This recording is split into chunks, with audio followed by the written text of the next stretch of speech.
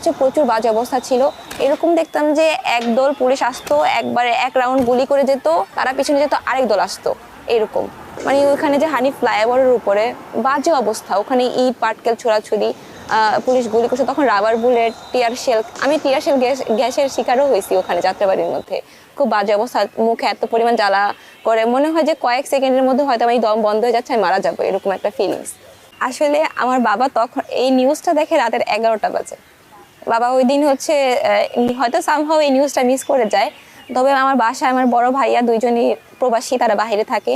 আমার বড় আপু তখন ছিল শ্বশুর বাড়িতে শরীয়তপুর। তো আমার আপু সাথে সাথে আমাকে কল দেয়। মানে তখন আমার হুঁশ ছিল না যে আসলে কি হচ্ছে।